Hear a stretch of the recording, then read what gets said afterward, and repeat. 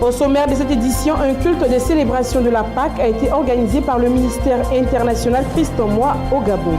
Un culte d'action de grâce a été célébré suite à l'ordination du bishop Mabi Christ de l'église charismatique de Libreville. Une veillée organisée le 3 mars dernier par le Centre d'excellence d'Angré dirigé par le berger Achia Pacom Marie. En Afrique, problématique des échanges intra-africains. Terminons à présent en sport, 3 pays pour un mondial. Bienvenue à tous et merci de rester toujours connectés sur la chaîne panafricaine. Ouvrons en religion. Les paralytiques ont marché, les hypertendus ont été guéris et le peuple de Dieu délivré des liens de la servitude et autres liens ancestraux. C'était la veillée organisée le 3 mars dernier par le Centre d'excellence d'Angré dirigé par le berger Achia Pacom. Suivez. Briser tous les liens de servitude dans leur vie, les fils et filles de Dieu sont venus nombreux de tous les coins d'Abidjan pour obtenir leur libération. C'était le 3 mars dernier à Rencontre de Puissance, veilleux de feu organisée par le Centre d'excellence d'Angré, avec en tête de peloton le berger Achia Pacom Marie, premier responsable du centre. Guérison et miracle au rendez-vous. Cette maman était paralysée depuis 2012. 5 ans passés dans un fauteuil roulant et pour la toute première fois, elle marche. Qu'est-ce que les médecins ont dit? On dit tu as quoi comme problème? Depuis 2012, c'est une discale, un nerf coupé.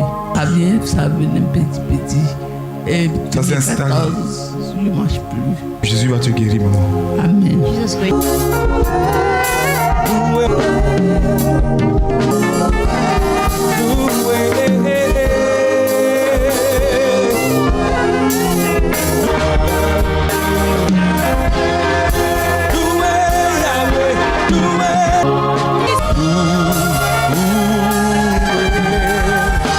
Cette sœur, quant à elle, avait le pied gauche paralysé suite à une méningite. Elle aussi a retrouvé l'usage de sa jambe. J'ai été victime de la méningite et après ça, j'ai mon pied gauche qui était vraiment foutu. Quand je suis rentrée de l'hôpital, la semaine qui a suivi, je n'arrivais pas à me tenir sur le pied gauche. Quand je marche, je tombais. Voilà. Donc j'ai suivi une rééducation au CHU de Cocody pour n'arriver faire. Quand l'homme de Dieu a prié pour moi, j'ai commencé à marcher. Je suis esquivée. Autour du thème « Je ne veux plus être dans la servitude », le peuple de Dieu a aiguisé sa connaissance spirituelle. Un enseignement délivré par le prophète de Dieu, le berger Achia Pacom Marie. Les fils et filles de Dieu savent désormais comment marcher pour ne pas tomber dans la malédiction, dans les liens de la servitude et briser les pactes de sang, également les liens ancestraux. Rendez-vous est donc pris pour le 21 avril prochain à l'espace La Viva, espace de la vie à Bonoumé, pour un autre grand temps de miracle. Le ministère international Christ en moi à Port-Gentil au Gabon a célébré un culte spécial de préparation de la Pâque 2017. Orateur Charles Laka a traité le thème « L'importance de la Pâque ». Reportage BNTV Gabon. Après 35 jours dans le jeûne pour préparer la Pâque, les fidèles du ministère international Christ en moi ont clôturé ces 35 jours de jeûne par un culte de célébration et d'enseignement sur la Pâque. Les témoignages à ne point finir se sont fait entendre afin de glorifier seul Dieu. Et c'est dans les livres d'Osée et d'Hétéronome que Monseigneur Docteur Prophète Charles Aka a enseigné l'Assemblée sur l'importance de la Pâque. On peut dire la défense de peuple de Dieu au cours de l'esclavage, au moment où Dieu les a sauvés pour les amener à la terre promesse, c'est là que la Pâque était introduite. Donc c'est le mot de la fête qui veut dire espérer Dieu. Parce que pour aller posséder ta terre, ce n'est pas avec la chair ni le sang, mais c'est avec la spiritualité. Mais pour que toutes ces choses se réalisent, il faut comprendre l'importance de la Pâque. Donc 3 fêtes. Première fête de Pâques, qui est Pâques sans le Père. Deuxième, fête de semaine qui veut dire la Pentecôte. Troisième, c'est fête à la fin de l'année. 3 fêtes. Dis 3 fêtes. 3 fêtes. Chaque fête est constituée avec quoi? Nos sacrifices. Quand tu attends le mot fête, tu attends le mot sacrifice. Quand tu attends le mot sacrifice, tu attends le mot l'autel. C'est pourquoi nous sommes capables de faire tomber les gagas. Un moment de prière pour remercier le Seigneur, puis des offrandes à l'endroit de l'œuvre du Seigneur afin de son avancement. Et pour sceller tout cela, Monseigneur Charles Aka a procédé au lavement des pieds de quelques fidèles et une onction d'huile. Délivrance, guérison et restauration s'en est suivi. Le culte s'est achevé par le passage à la table du Seigneur en partageant le pain et le corps de Christ.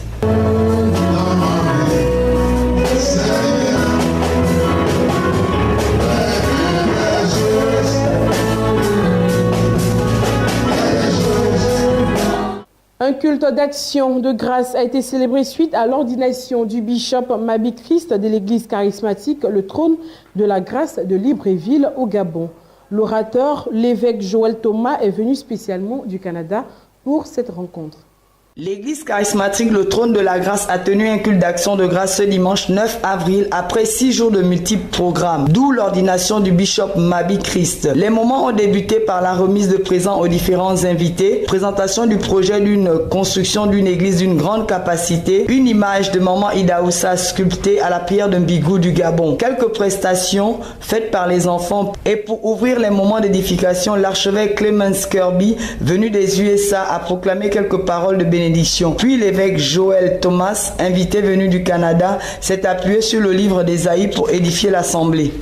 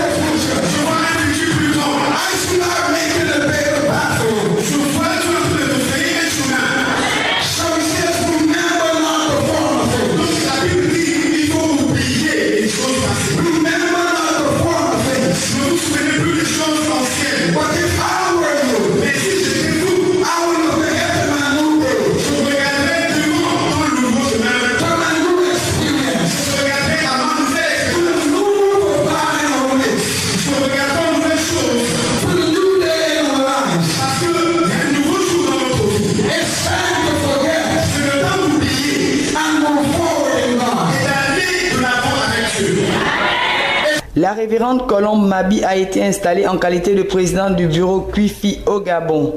Et pour couronner le tout, la remise des certificats de participation à 5 moments. Du vendredi 7 au samedi 8 avril 2017, la mission évangélique Dieu est bon Medeb et le mouvement d'évangélisation pour le réveil mondial ont organisé une croisade d'évangélisation plein air intitulée Tukumasi pour Christ. Voici le compte rendu de la deuxième journée de cette croisade. La deuxième journée de la croisade d'évangélisation Tukumasi pour Christ a connu une importante mobilisation du peuple de la mission évangélique Dieu est bon et des populations de Kumasi campement désireuses de voir la main de Dieu agir.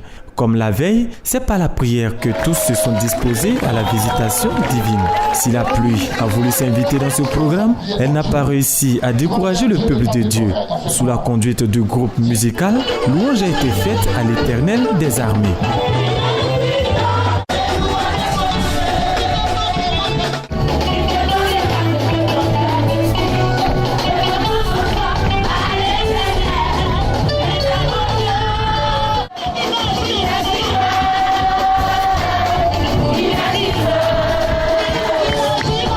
L'orateur du jour, le pasteur Héritier Bikazmir, se basant sur son propre témoignage et le livre de Matthieu, a une fois encore présenté Jésus-Christ comme l'ultime et infaillible solution aux problèmes de l'humanité.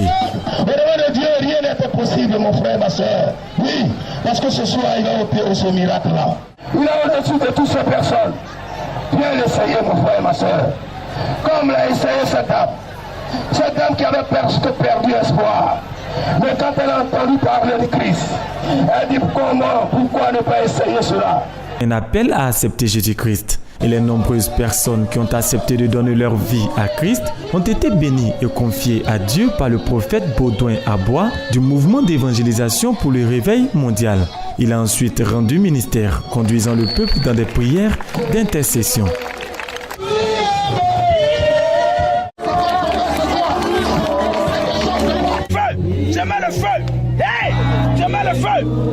Je vais le faire au nom de Jésus. Selon la prophétesse Maman Nda Honorine, fondatrice de la MEDEB et les principaux initiateurs de ce programme, la croisade Tout Koumassi pour Christ a atteint tous ses objectifs. Beaucoup sont sous l'emprise des ténèbres. Et donc Dieu nous a mis à cœur de faire ce programme afin que Koumassi soit libéré des forces de la sorcellerie, des forces du vaudou, des forces de la sirène des jours. La croisade d'évangélisation a pris fin le dimanche 9 avril 2017 lors d'un culte d'action de grâce à l'église MEDEB.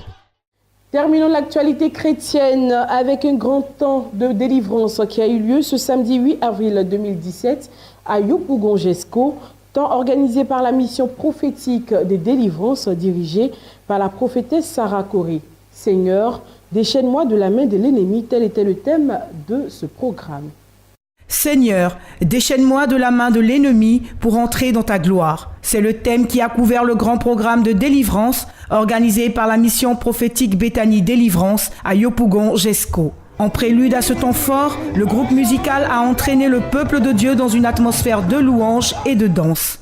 La prophétesse Sarah, femme de feu et pleine d'onction, fait ensuite son entrée, soulevant une liesse populaire. Après s'être inclinée devant le trône, elle entame aussitôt le ministère de délivrance. On assiste ainsi à des séances phénoménales de libération pure et dure, mettant à nu toutes sortes d'esprits mauvais. Je t'adore, toi t'es déchet, elle est le puissant de Jésus. Tu dois s'affronter. L'esprit de Goliath, toi tu dois s'affronter. Amen. Tu viens contre moi avec la force, mais moi je viens contre toi avec l'esprit de Dieu. Alors, non, lève-toi. Souviens-la. La terre où tu es arrêté. La terre où tu es arrêté. Je bombarde ça avec le feu de Saint-Esprit. Je bombarde les pieds. La terre où tu es arrêté. Je bombarde ça. Je bombarde ça. Libérées et guéries instantanément, certaines personnes témoignent. C'est un mari de nuit qui me fatiguait. Mais aujourd'hui, je suis délivré des maris de nuit qui me fatiguent. Aujourd'hui, je peux parler sans même fournir beaucoup d'efforts. Alors qu'avant, je ne pouvais pas. Et comme pour attester de la puissance de Dieu agissant par le canal de sa servante, d'autres personnes, autrefois atteintes de folie et de cancer, viennent confirmer leur guérison. Selon la prophétesse Sarah, ce programme de délivrance lui a été inspiré par Dieu. Mon don que j'ai, c'est un don de délivrance. Et je suis un nègre. J'attends où le vent se lève. J'attends où mon père me dit lève-toi et vas-y. Et quand tu t'en vas, il t'accompagne. Avant de continuer de libérer les captifs, la servante de Dieu a revêtu sa toge sacerdotale. Moment solennel. Le moins qu'on puisse dire, c'est que Dieu s'est une fois de plus manifesté au milieu de son peuple.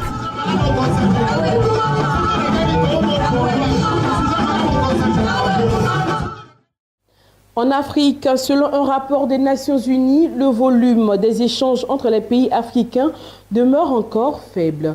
Pour le président guinéen Alpha Condé, les communautés économiques régionales doivent œuvrer davantage à l'intégration économique. Malgré les efforts consentis, l'Afrique enregistre toujours un faible taux d'échanges commerciaux à l'intérieur de ses frontières. Une réalité déplorée le 28 mars à Abidjan par les chefs d'État africains lors de la deuxième édition de la Conférence internationale sur l'émergence de l'Afrique. Le continent ne devrait pas continuer à exporter ses matières premières, il devrait plutôt s'investir dans la transformation structurelle et la croissance durable grâce à la cohésion des ensembles régionaux et sous l'impulsion des populations. Le commerce intra-africain de combien? À peine 5%. Parfois, pour aller de Conakry en Éthiopie, il faut passer par Paris. C'est pourquoi nous avons comme programme de faire le chemin de fer Conakry-Bamako. Nous nous battons pour le Trans-Guinéen, c'est-à-dire le chemin de fer qui va partir de Simandou à Fourcaria. Il est important que vous insistiez sur l'intégration africaine. Quels que soient les problèmes entre deux États africains, cela ne doit pas influer sur les activités économiques et commerciales. Le président guinéen Alpha Condé, président en exercice de l'Union africaine, regrette la faiblesse du commerce intra-africain et la mauvaise gouvernance dans la plupart des pays du continent. Il a exhorté ses pairs à promouvoir un véritable libre-échange, un assouplissement des politiques fiscales entre les États africains ou encore une maîtrise des flux migratoires. Le défi auquel notre continent est confronté au cours de la présente et prochaine génération est double. Transformer structurellement nos économies, nos institutions et nos sociétés pour cesser d'être uniquement des producteurs de matières premières, relever fortement les investissements pour réaliser une croissance économique réelle à 2 chiffres et hisser la part de notre continent africain dans le PIB mondial de 3% en 2016 à près de 20% en 2050.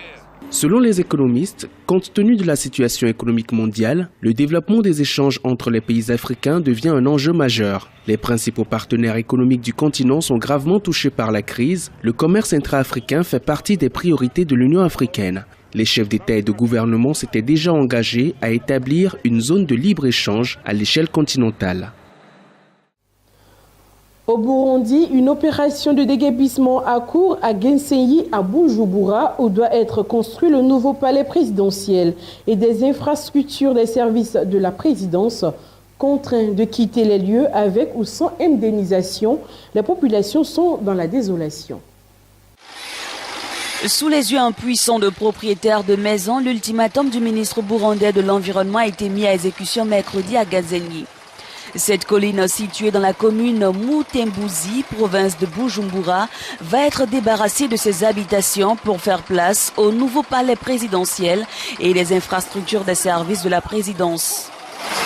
Les populations ont vu leur réalisation réduite en poussière, contraintes de quitter les lieux avec ou sans indemnisation. Les plus chanceux ont eu de maigres compensations, d'autres n'ont eu que des larmes comme seul moyen d'expression. Nous sommes vraiment tristes. Personne ne peut nous expliquer ce qui nous arrive et nous sommes vraiment dans la désolation. Nous allons être des mendiantes dans la rue. On ne sait pas où nous allons emmener nos familles. Nous sommes victimes d'une injustice. Comme l'État a opté pour détruire nos maisons sans indemnisation, on ne sait pas quoi dire, ce que demain nous réserve. La construction du nouveau palais présidentiel a démarré mercredi et doit s'étendre sur 40 hectares. Des habitants sont restés dans leurs maisons espérant un revirement de situation. Pour construire cette maison, nous avons serré la ceinture, contracté des dettes auprès des amis pour avoir le loyer. Et voilà une maison construite pendant au moins 10 ans avec une valeur de plus de 500 millions de francs burundais. Et voilà, on va la détruire. Ça nous dépasse énormément. Cette opération de destruction va toucher toutes les cultures se trouvant dans le périmètre de 200 hectares. Les constructions vont durer 26 mois et sont financées par la Chine à hauteur de près de 22 millions de dollars. L'élection du président Faustin Archange Touadéra a suscité de l'espoir pour les Centrafricains épuisés des crises politiques et économiques que subissait le pays depuis les années. Un an après, la situation n'a pas beaucoup changé malgré les efforts. Dans un pays en pleine reconstruction, l'arrivée de Faustin Archange Touadéra avait suscité beaucoup d'espoir. Un an après sa prise de pouvoir, le président de la République, élu après la crise, avait pour mission de reconstruire un pays victime de conflits ethniques. Une première année de présidence peut difficilement répondre aux attentes des uns et des autres, parce que le processus de reconstruction d'un État qui est tombé à terre est toujours très difficile. Le retour de la paix semble incertain. Pourtant, il s'agit d'une condition indispensable pour relancer l'économie dans le pays. En effet, un an après son arrivée au pouvoir, une partie du pays reste encore dirigée par des rebelles. Malgré l'accord de paix signé en 2015, de nombreux groupes armés restent actifs dans différentes zones du pays. 450 000 Centrafricains seraient toujours réfugiés dans les pays voisins. Il y a beaucoup d'acteurs, beaucoup d'enjeux. Chaque acteur pèse ses intérêts dans la balance et c'est toujours difficile. Jeter les bases d'une réconciliation effective, 5 années peuvent suffire. Le président Touadéra a pris la tête d'un État en crise depuis 2012 suite à la chute du président François Bozizé. Dès son arrivée, il a pu mettre en place l'installation de l'Assemblée nationale, du Haut Conseil de la communication et de la Cour pénale spéciale à Bangui, la capitale du pays. Bien que le bilan de sa première année soit assez mitigé, le président Touadéra a encore 4 années pour tenir ses promesses et satisfaire les Centrafricains qui ont eu confiance en lui. Moins d'une semaine après une première manifestation, des dizaines de milliers de Sud-Africains ont défilé mercredi à Pretoria pour réclamer le départ du président Jacob Zuma. Un vote de défiance pourrait avoir lieu le 18 avril au Parlement. À Pretoria, les rues se remplissent. L'appel à la marche lancé par les principaux militants de l'opposition a été entendu. C'est en dansant que les manifestants réclament la démission du président Jacob Zuma, suite à son remaniement ministériel fin mars.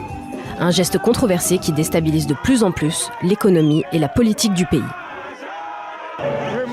Nous manifestons pour que Zuma réponde de ses mauvaises actions. Nous voulons qu'il démissionne s'il n'arrive pas à faire les bons choix pour l'Afrique du Sud. Nous nous battons pour notre liberté et surtout notre liberté économique. Le président est accusé d'être à l'origine de plusieurs affaires de corruption. Son propre ministre des Finances lui a demandé plus de transparence sur ces affaires. Il a depuis été limogé. Néanmoins, à la demande de l'opposition, Jacob Zuma devra affronter un vote de défiance devant le Parlement le 18 avril prochain. Toujours en Afrique du Sud, l'ancien président sud-africain Thabo Mbeki a demandé mardi aux députés du Congrès national africain au pouvoir d'agir dans l'intérêt du peuple et non du parti, à une semaine d'un vote de défiance au Parlement contre Jacob Zuma, l'actuel chef de l'État. De plus en plus isolé, Jacob Zuma, à une semaine du vote de défiance du Parlement à l'encontre du président sud-africain, l'ex-président Thabo Mbeki appelle les députés de l'ANC à agir dans l'intérêt du peuple et non celui du parti. Dans une tribune publiée dans les pages du quotidien The Star, Mbeki en appelle à l'impartialité des membres du parti au pouvoir. Nos députés siègent au Parlement en tant que représentants du peuple et non comme la voix du parti auquel ils appartiennent, c'est ce qu'il écrit. Un récent remaniement ministériel a provoqué l'irritation du peuple qui exige le départ immédiat du président, déjà embourbé dans de multiples scandales, et créant la division au sein du parti au pouvoir.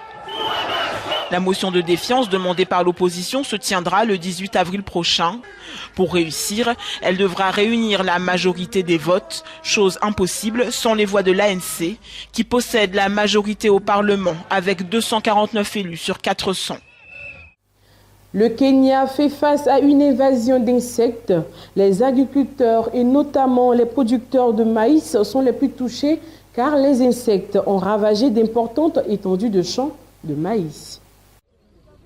Au Kenya, plusieurs terres agricoles sont la cible d'insectes ravageurs. Parmi elles, le comté de Trans-Nzoia, réputé comme l'un des greniers les plus importants du pays. Pour l'heure, il est préconisé l'utilisation de pesticides dans le cadre d'une campagne visant à éradiquer ce fléau. C'est le cas de cet agriculteur kényan, Elkana Lunani, à qui il reste encore du chemin pour totalement éliminer ces chenilles. Cela fait 20 ans que je pratique l'agriculture et je n'ai jamais vu ce genre de ravage. C'est la première fois. Nous avons connu d'autres insectes destructeurs qui furent très faciles à repousser, mais ceux-là sont très difficiles à contrôler. Par exemple, sur 100 maïs plantés, environ 50% peuvent être détruits parce que l'infestation est assez élevée. L'invasion de ces insectes au Kenya arrive au moment le plus inopportun. Le pays souffre en effet d'une sécheresse sans précédent qui a touché près de 3 millions de personnes et qui pourrait s'accroître d'ici les 5 prochaines années. Selon le gouvernement kényan, des enquêtes sont menées et des pesticides plus efficaces seront distribués une fois les essais terminés. Ce que nous faisons, c'est que nous essayons de cibler et de faire une intervention sérieuse dans des secteurs où la semence est la mieux produite. C'est la raison pour laquelle nous avons commencé ce programme dans le comté de Trans-Nzoia, parce que c'est la seule façon de sauver la production. Le maïs est la culture préférée de ces chenilles et c'est un élément essentiel chez nous.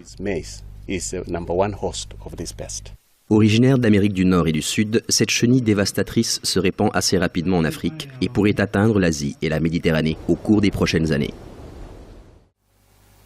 À l'international, les chefs de diplomatie américaine et russe, Rex Tillerson et Sergei Lavrov, se rencontrent à Moscou. Ils entament ainsi des pourparlers qui s'annoncent musclés après une guerre de mots entre les deux puissances sur la Syrie. Rencontre diplomatique à Moscou. Le secrétaire d'État américain Rex Tillerson et le chef de la diplomatie russe Sergei Lavrov ont entamé des pourparlers qui s'annoncent musclés après une guerre des mots entre les deux puissances sur la Syrie. Mais avant cela, la première passe d'armes devant les caméras a été placée sous le signe de l'ouverture et de la compréhension. Il est très important pour nous de comprendre votre position, la position américaine. Les réelles intentions de votre administration, Nous espérons qu'aujourd'hui nous allons évoluer dans cette direction. Notre rencontre aujourd'hui arrive à un moment important dans nos relations. Elle va nous permettre de clarifier des zones d'objectifs communs, des zones d'intérêt communs, même si nos approches tactiques sont peut-être différentes. En termes d'approche tactique, le secrétaire d'État fait référence aux 59 missiles Tomahawk américains tirés sur la base syrienne de Al-Shayrat. Une riposte de la nouvelle administration américaine après l'attaque chimique présumée de Khan Sheikhoun. Au-delà de la question de cette attaque qui a fait une centaine de morts, M. Tillerson est porteur d'un message de fermeté des pays du G7 qui jugent que l'avenir de la Syrie devrait s'écrire sans Bachar el-Assad. Terminons ce journal en sport. Les États-Unis, le Mexique et le Canada vont présenter une candidature commune, l'organisation de la Coupe du monde de football en 2026. En l'absence des pays d'Europe et d'Asie, cette candidature fait figure de favorite. Les États-Unis, le Mexique et le Canada ont annoncé leur candidature commune pour organiser la Coupe du monde de football en 2026. Cette candidature conjointe fait déjà figure de favorite. La FIFA a déjà annoncé que ni l'Europe ni l'Asie ne pourraient être considérées pour l'édition 2026 après les désignations de la Russie pour 2018 et du Qatar pour 2022. Nous allons l'organiser ensemble, explique le président de la fédération américaine. Nous partons sur la base d'une Coupe du monde à 80 matchs, dont les 3/4 se joueront aux États-Unis, soit 60 matchs aux États-Unis et 10 au Mexique et 10 au Canada. Les décisions finales seront prises par la FIFA, c'est leur tournoi. La FIFA se prononcera sur l'attribution de la Coupe du monde 2026 en mai 2020. Les États-Unis avaient déjà accueilli le mondial en 1994 avec une finale au Rose Bowl de Pasadena à Los Angeles. Le Canada a organisé le mondial féminin en 2015 et le Mexique a déjà accueilli 2 fois la Coupe du monde avec 2 finales au Stade Aztec en 70 et 86. C'est ici que nous refermons ce journal et retenez que aux âmes bien-nées, la valeur n'attend point le nombre d'années. Merci de nous avoir suivis. Ce fut un plaisir. Excellente suite de programme sur Publicity Channel.